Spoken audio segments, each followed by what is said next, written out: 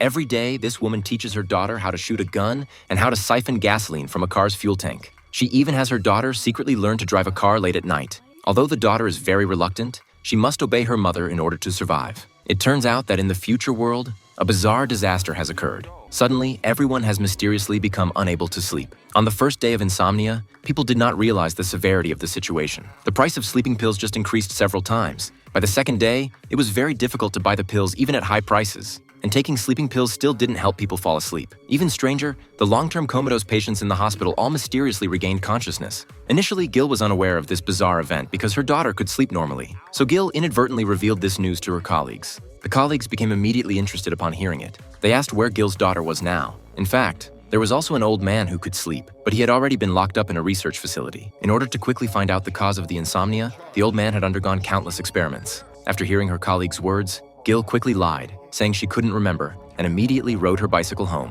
Gil nervously pushed open the door. She desperately called out her daughter's name. She didn't want her daughter to be taken away for research. She learned from her son that her daughter and grandmother had just left for church. Without delay, Gil and her son were about to rush there, but they didn't expect Gil's colleague to suddenly break in at this moment. He began to persuade Gil to send her daughter to the research facility. Only by developing an antidote would humanity have hope. But Gil had no time to listen to his nonsense. She hurriedly went out the door with her backpack. It was now the third day of human insomnia. Everyone was starting to have hallucinations one after another. The streets that used to be lively were even more lively now. But when Gil arrived at the church, the people here had no intention of letting her daughter leave. Gil's colleague tried to explain to everyone, but unexpectedly, the security guard behind him, who was hallucinating, shot him. Gil took the opportunity to escape with her daughter. At this point, her son began to persuade Gil. Rather than running away like this, it would be better to send his sister to do research. If an antidote could be developed, everyone could be saved. After hearing her son's persuasion, Gil's determined heart began to waver. So they planned to go to the experimental base. But Gil was always uneasy, so she secretly taught her daughter how to shoot.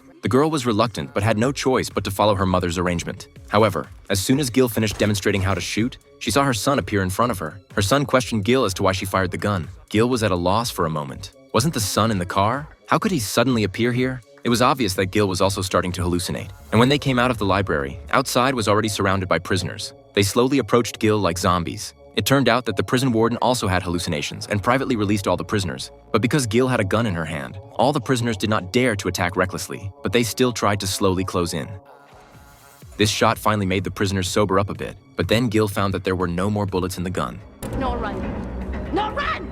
Yeah, run, Noah, you pretty little bitch.